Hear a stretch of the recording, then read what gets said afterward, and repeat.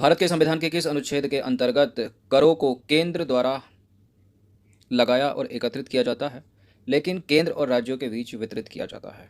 ठीक है। कौन सा अनुच्छेद है जिसके तहत करों को मतलब टैक्स को सेंट्रल गवर्नमेंट के द्वारा लगाया जाता है और कलेक्ट किया जाता है, लेकिन जो उसका वितरण किया जाता है वो केंद्र में भी होता है, मतलब खुद भी रखती है और राज्य को भी करती है? कौन सा अनुच्छेद है वो? 268, 269, 270 या 271? बताइए। अनुच्छेद 270। तो भारतीय संविधान के अनुच्छेद 270 में कृषि आय के अतिरिक्त अन्य आय पर लगने वाला कर केंद्र सरकार द्वारा लगाया जाता है और वसूला जाता है, लेकिन इससे प्राप्त आय जो है वो केंद्र और राज्यों के बीच वितरित की जाती है। तो लगा रही है केंद्र सरकार, वसूल भी रही है केंद्र सरकार, लेकिन जब वितरण की बारी आई तो राज्यों को भी दे रही है, खुद के पास भी रख रही है। क्वेश्चन नंबर 2 पर आ जाइए। किस आयोग ने स्थायी अंतर्राज्यीय परिषद, जो अंतर सरकारी परिषद के नाम से जानी जाती है, की स्थापना का समर्थन किया था? इंटर स्टेट काउंसिल की स्थापना का समर्थन किसने किया था? पुंछी आयोग या सरकरिया आयोग, मोइली आयोग या राधा कृष्ण आयोग? ना तो मोइली है, ना राधा कृष्ण है, और ना है पुंछी, सरकरिया आयोग है, बी। तो सरकरिया आयोग ने अपनी रिपोर्ट में स्थायी रूप से इंटर स्टेट काउंसिल यानी अंतर्राज्यीय परिषद की स्थापना का समर्थन किया था। सरकरिया आयोग का गठन हुआ था 24 मार्च 1983 को। न्यायमूर्ति R.S. सरकरिया की अध्यक्षता में, ठीक है, जस्टिस थे ये। देखिए, इस आयोग ने वर्ष 1987 में अपनी रिपोर्ट सेंट्रल गवर्नमेंट को सौंपी, जो जनवरी 1988 में प्रकाशित हुई। क्वेश्चन नंबर 3 पर आ जाइए। संविधान के किस प्रावधान में कहा गया है कि विधि के प्राधिकार के बिना ना तो कोई कर लागू किया जा सकता है और ना ही एकत्रित किया जा सकता है? बताइए कौन से प्रावधान में या किस अनुच्छेद में? बताइए। अनुच्छेद 368 तो हो नहीं सकता, संविधान संशोधन से रिलेटेड है। 265 है ये, आर्टिकल 265। तो संविधान के अनुच्छेद 265 में कहा गया है कि कोई कर विधि के प्राधिकार से ही अधिरोपित या संग्रहित किया जाएगा, अन्यथा नहीं। संविधान के अनुच्छेद 266 में क्या है? भारत और राज्यों की संचित निधियों एवं लोक लेखा से संबंधित है, 266। अनुच्छेद 300 संघ एवं राज्यों के नाम से वाद और कार्यवाहियों से संबंधित है। अनुच्छेद 368 संविधान संशोधन प्रक्रिया से संबंध रखता है। मैच करने के लिए पूछ सकते हैं। क्वेश्चन नंबर 4 पर आ जाइए। निम्नलिखित में से कौन सा एक क्षेत्रीय परिषदों का लक्षण नहीं है? मतलब जोनल काउंसिल का इनमें से कौन सा लक्षण नहीं है? यह एक संवैधानिक संस्था है। लो, पहले ही गलत है। जोनल काउंसिल तो स्टैचुरी बॉडी है ना, ठीक है, कॉन्स्टिट्यूशनल बॉडी नहीं है, पहले गलत हो गया। तो यह एक परामर्शदात्री संस्था, ये वाला करेक्ट है। यद्यपि चंडीगढ़ राज्य नहीं है, फिर भी क्षेत्रीय परिषद में शामिल किया गया, ये भी सही है। 5 क्षेत्रीय परिषदों की स्थापना राज्यों के पुनर्गठन अधिनियम 1956 के अंतर्गत की गई थी, ये भी सही है। तो स्टैचुरी बॉडी है जोनल काउंसिल, कॉन्स्टिट्यूशनल नहीं है। तो क्षेत्रीय परिषद एक सांविधिक निकाय है, ना कि संवैधानिक, ठीक है। इनका जो गठन है वो राज्यों के बीच अंतर्राज्यीय सहयोग और समन्वय बढ़ाने के लिए राज्य पुनर्गठन अधिनियम 1956 के तहत किया गया था। इनकी संख्या 5 है। उत्तरी क्षेत्रीय परिषद, मध्य क्षेत्रीय परिषद, पूर्वी क्षेत्रीय परिषद, पश्चिमी क्षेत्रीय परिषद और दक्षिणी क्षेत्रीय परिषद। चंडीगढ़ राज्य न होते हुए भी उत्तरी क्षेत्रीय परिषद में शामिल है। इसके अतिरिक्त दिल्ली, दादरा नगर वाली हवेली, दमन दीव, पुदुचेरी संघ राज्य क्षेत्र होते हुए भी क्षेत्रीय परिषद में शामिल किए गए हैं। देखिए, इन क्षेत्रीय परिषदों का कार्य विभिन्न क्षेत्रों में आपसी हित के मामलों पर चर्चा तथा सिफारिशें करना है, और यह एक परामर्शदात्री संस्था है, परामर्श देती है। क्वेश्चन नंबर 5 पर आ जाइए। संघ का यह कर्तव्य होगा कि वह बाह्य आक्रमण तथा आंतरिक गड़बड़ी या अशांति से प्रत्येक राज्य की रक्षा करें, ऐसा प्रावधान भारतीय संविधान के निम्नलिखित में से किस अनुच्छेद में है? 215, 275, 325 या 355? संघ का यह कर्तव्य होगा कि वो बाह्य आक्रमण और आंतरिक गड़बड़ी से राज्य की रक्षा करे, आर्टिकल 355 में लिखा है। तो संविधान के अनुच्छेद 355, ठीक है, में लिखा है कि संघ का यह कर्तव्य होगा कि वह बाह्य आक्रमण और आंतरिक अशांति से प्रत्येक राज्य की रक्षा करे और प्रत्येक राज्य की सरकार का इस संविधान के उपबंधों के अनुसार चलाया जाना सुनिश्चित करे। क्वेश्चन नंबर 6 पर आ जाइए। राज्य सरकारों को कृषि आयकर कौन समनुदेशित करता है?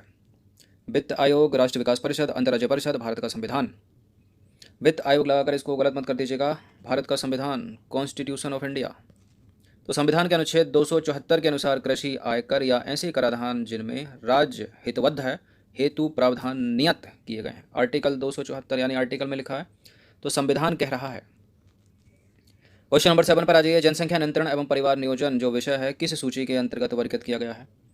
ये इंपॉर्टेंट है, पूछ लिया जाता है। देखिए, वन हो गया, शिक्षा हो गया, औषधालय हो गए, परिवार नियोजन और जनसंख्या नियंत्रण, ये समवर्ती सूची के विषय हैं।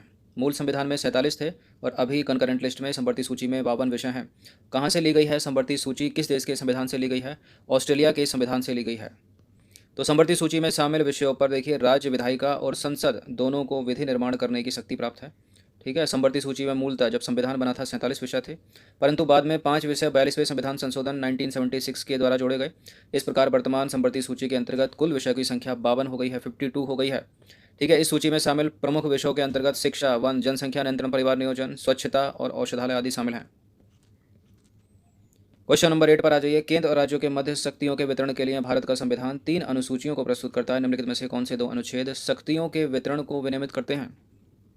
शक्तियों के वितरण या शक्तियों के विभाजन को कौन से 2 अनुच्छेद हैं?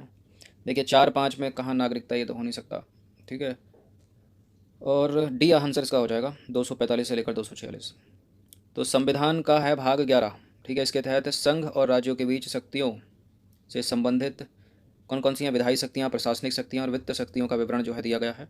और इसी के अंतर्गत विधायी संबंध के तहत अनुच्छेद 245 तथा 246 के द्वारा केंद्र एवं राज्यों के मध्य शक्तियों के वितरण से संबंधित 3 अनुसूचियां प्रस्तुत की गई हैं। संघ सूची, राज्य सूची और समवर्ती सूची। ठीक है। अनुच्छेद 245 और 246 में। क्वेश्चन नंबर 9 पर आ जाइए। भारतीय संविधान ने अवशिष्ट शक्तियों को किसे प्रदान किया है? या अवशिष्ट विषयों पर कानून बनाने की जिम्मेदारी किसके पास है? सेंट्रल गवर्नमेंट के पास, स्टेट के पास, सेंट्रल स्टेट दोनों, या कोई और, या किसी के पास भी नहीं? तो देखिए संघ सूची पर कानून बनाती है संघ सरकार, मतलब केंद्र सरकार। राज्य सूची पर राज्य सरकार बनाती है। ठीक है। और जो समवर्ती विषय हैं, समवर्ती सूची, उसमें राज्य भी बनाती है और केंद्र भी बनाती है। लेकिन कुछ विषय ऐसे होते हैं अवशिष्ट, तो उन विषयों पर सरकार, राज्य सरकार का अधिकार नहीं चलता, संघ सरकार, ठीक है, संघीय सरकार को दिया गया। ए है। तो संविधान के अनुच्छेद 248, 248 में अवशिष्ट शक्तियों की बात कही गई है। इन अवशिष्ट शक्तियों पर कानून बनाने का अधिकार केवल सेंट्रल गवर्नमेंट के पास है। देखिए अवशिष्ट शक्तियों के अंतर्गत वे विषय आते हैं या वे विषय होते हैं जो केंद्र सूची, राज्य सूची और समवर्ती सूची में शामिल नहीं होते, जैसे कि अंतरिक्ष से संबंधित मामले। 10वां प्रश्न है, केंद्र सरकार तथा राज्यों के मध्य विधायी संबंधों की विवेचना की गई है। सेंट्रल और स्टेट के मध्य विधायी संबंधों की विवेचना कहाँ से कहाँ तक की गई है? अनुच्छेद 245 से लेकर 255 तक, पहला ही ऑप्शन है। तो भारतीय संविधान में केंद्र राज्य संबंधों से जुड़े प्रावधान अनुच्छेद रोमन में 10 बोलते हैं इसको, और ये 11, ठीक है, भाग 11 है, पार्ट 11। तो भाग 11 में दिए गए हैं और इस भाग में 2 अध्याय हैं। पहले अध्याय में केंद्र एवं राज्यों के विधायी संबंध बताए गए हैं, वो है अनुच्छेद 245 से 255, यानी 10 अनुच्छेद में।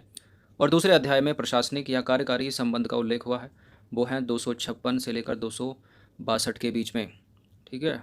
पहले हो गए इसमें विधायी संबंध 245 से 255, और ठीक अगले ही अनुच्छेद में 262 तक हैं प्रशासनिक या कार्यकारी संबंध केंद्र और राज्य के। क्वेश्चन नंबर 11 पर आ जाइए। स्वतंत्र भारत के प्रथम बार या पहली बार संसदीय सचिव का पद किस वर्ष सृजित किया गया था? स्वतंत्र भारत में पहली बार संसदीय सचिव का पद उसी वर्ष सृजित किया गया था जब लोकसभा और राज्यसभा के आम चुनाव हुए थे, यानी 1952 में, 1952 में। बड़े पूछा जाता है वो प्रश्न भी। तो स्वतंत्र भारत में पहली बार संसदीय सचिव का पद वर्ष 1952 में सृजित हुआ। ठीक है। संसदीय सचिव की बात करें तो एक उच्च रैंकिंग का सरकारी पद है। संसदीय सचिवों की नियुक्ति भारत के प्रधानमंत्री द्वारा की जाती है। संसदीय सचिव का प्रमुख कार्य कैबिनेट मंत्रियों एवं प्रधानमंत्री की सहायता करना होता है। क्वेश्चन नंबर 12 पर आ जाइए। संविधान में मंत्रिमंडल शब्द का केवल एक ही बार प्रयोग हुआ है, और वह कहाँ? अनुच्छेद 352 में, अनुच्छेद 74 में, 356, 356 में, या फिर 76, 76 में। अधिकतर आपको लग रहा होगा कि इसका उत्तर बी होना चाहिए या डी होना चाहिए, लेकिन दोनों के दोनों गलत हैं। मंत्रिमंडल शब्द का केवल एक ही बार प्रयोग हुआ है, वो हुआ है अनुच्छेद 352 में। तो संविधान में मंत्रिमंडल शब्द का प्रयोग केवल एक बार संविधान के अनुच्छेद 352 के खंड 3 में किया गया है। इसके अनुसार राष्ट्रपति आपातकाल की उद्घोषणा तभी कर सकेगा जब संघ का मंत्रिमंडल उसे लिखित रूप से सूचित करे। क्लियर। क्वेश्चन नंबर 13 पर आ जाइए। भारत के प्रधानमंत्री से रिलेटेड कोई एक स्टेटमेंट सही है। यहाँ पर 4 दिए हैं, 3 गलत हैं, केवल एक ही करेक्ट है। तो प्रधानमंत्री मंत्रिपरिषद का नाम मात्र का नेता है। नाम मात्र का है क्या? नाम मात्र का नहीं है, रियल हेड है, वास्तविक नेता। गलत है पहला स्टेटमेंट। लोकसभा के प्रति उत्तरदायी नहीं होता, नहीं होगा तो सरकार गिरनी जाएगी। गलत है दूसरा वाला स्टेटमेंट भी। अपने मंत्रियों में से किसी को बर्खास्त नहीं कर सकता। क्यों नहीं कर सकता भाई? कर सकता है। प्रधानमंत्री मंत्रिपरिषद का वास्तविक नेता, डी सही है। तो संविधान, भारत के संविधान के अनुच्छेद 74(1) में स्पष्ट उल्लेख है कि राष्ट्रपति को सहायता और सलाह देने के लिए मंत्रिपरिषद होगी, जिसका प्रधान होगा प्रधानमंत्री। नंबर 14 पर आ जाइए। भारत में स्वतंत्रता के पश्चात प्रथम मंत्रिमंडल का कानून मंत्री कौन था? ठीक है, इंपॉर्टेंट है प्रश्न। स्वतंत्रता के बाद भारत के पहले कानून मंत्री कौन थे? एक प्रश्न दूसरी तरह से पूछा जाता है, इसमें 2 चलते हैं। एक अंतरिम सरकार वाला चलता है कि 1976 1946 में बनी अंतरिम सरकार में ये मंत्री कौन था, वो कौन था, ये कौन था, वो कौन था। ठीक है, एक पूछते हैं स्वतंत्रता के पश्चात बनी, उसमें कौन था। ठीक है, तो यहाँ ध्यान देकर टिक करना, स्वतंत्रता के पश्चात पूछ रहा है या अंतरिम सरकार में पूछ रहा है। उत्तर है B.R. Ambedkar, option number D. तो स्वतंत्रता के पश्चात डॉक्टर भीमराव अंबेडकर कानून मंत्री थे, यानी विधि मंत्री थे, जबकि अंतरिम सरकार 1946 में कानून मंत्री कौन था, जोगेंद्र नाथ मंडल। क्वेश्चन नंबर 15 पर आ जाइए, अंतिम प्रश्न है। भारत का प्रधानमंत्री निर्वाचित होता है, चयनित होता है, मनोनीत होता है, नियुक्त होता है। देखिए, भारत के प्रधानमंत्री की नियुक्ति होती है, और कौन करता है नियुक्ति, भारत के राष्ट्रपति। ऑप्शन नंबर डी है इसका आंसर। तो संसद में बहुमत प्राप्त दल के नेता को भारत के राष्ट्रपति द्वारा प्रधानमंत्री के रूप में नियुक्त किया जाता है। प्रधानमंत्री मंत्रिपरिषद का प्रमुख होता है। यदि बहुमत ना होने की स्थिति में प्रधानमंत्री अपने पद से इस्तीफा दे देता है तो मंत्रिपरिषद भी बर्खास्त हो जाती है। क्लियर हो गया होगा। तो 15 प्रश्न थे ये।